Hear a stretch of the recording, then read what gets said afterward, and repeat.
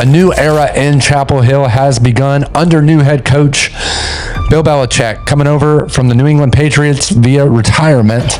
And with that being said, I've got a few special guests coming on the show today from the Tar Pit podcast, covering all things North Carolina to break down this year's season preview for the North Carolina Tar Heels. It's time to break the huddle.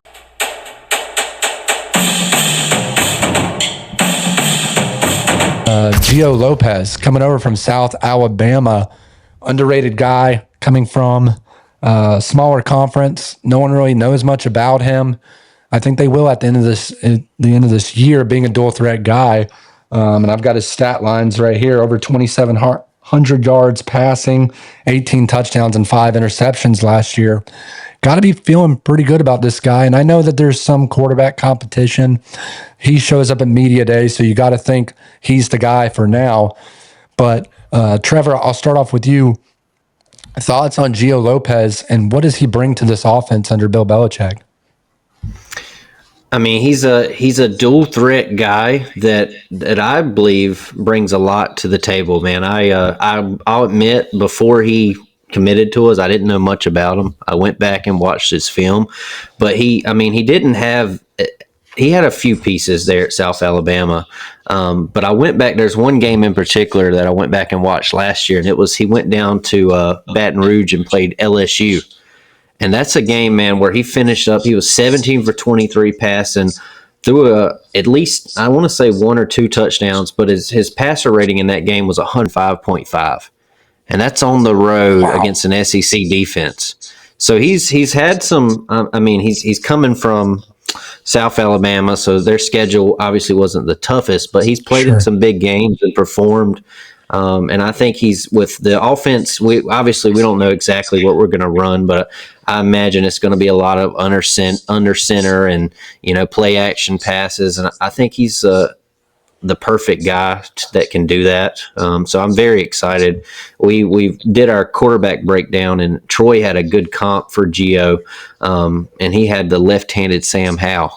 So Sam in college, he used his feet a lot, had a good arm. So that was a good comp, I think, that Troy had. Sam was a lefty too, wasn't he, Trevor? No, he's right. He's righty. Are you sure? Yeah. Okay. There we go. We got three of the 4 on our roster this year are lefty, but yes, pretty good to have in your back pocket. Yeah. I'll piggyback off of Trevor. Gio comes in, a guy that, obviously, playing at South Alabama, it's a step up in competition. But you turn on the tape, and we were talking about this on previous episode. No matter, it kind of goes back to the NFL thing. Everybody's quick to throw out. Doesn't matter, where you go to school at. If you can ball, they'll find you. You know what I mean? And that's really kind of the landscape of college football now. And I think we have that situation on our hands with Gio coming from South Alabama. Now, don't get me wrong. I follow the Sun Belt Conference pretty heavily, and they do play good football down there. Trevor knows it. He'll tell you. I'm a secondary App State fan, so I keep up with my Mountaineers pretty heavily. But he comes in looking for a bigger opportunity, and what better stage to do that in Chapel Hill? He's a guy that possesses a lot of confidence. You turn on the tape, he delivers the ball where it's supposed to be, on time. He can beat you with his feet. And you also look at his tape and just the way he plays and his mechanics and his mannerisms and stuff. He does remind me a lot of a left-handed Sam Howell.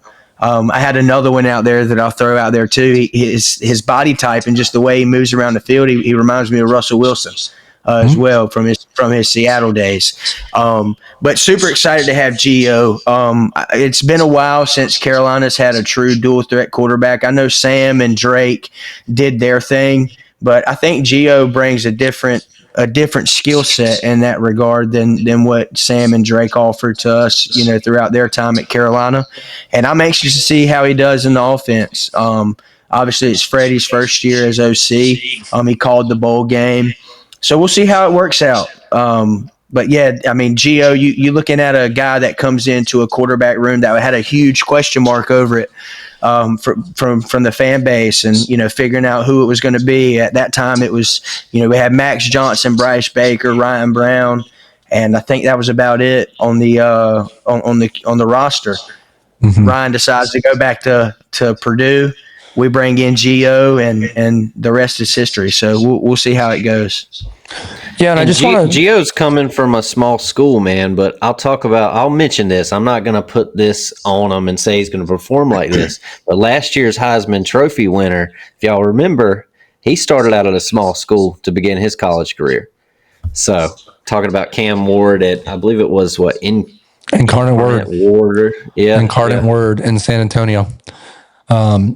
No, you make a great point. And I just want to mention too, by the way, we often hear college football fans and college football fanatics, as I like to say, because some of the talk is just so crazy, but everyone wants to trash on these underrated teams in the Sun Belt and the Conference USA and the American Athletic Conference. I think it's now the American Conference, but these players, they don't get to decide who they play. They show up and play. And so I look more at the skill set and what they can bring to some of these teams when they transfer, because if the skill set's there, it's going to translate, right? If the discipline is there, if the work ethic are the mechanics there, from there, Bill Belichick can kind of, pick his brain and sit in that quarterback room with him and develop him the way he needs to be developed. But you talk about the Russell Wilson comp. I think that's a great comp. I just want to mention that because Gio Lopez, coming from a smaller school, not many expectations, but he doesn't get a choice who he plays. What he does have a choice over is how does he prepare for games? How does he show up on game day? That's what I'm more concerned about when he transfers to North Carolina.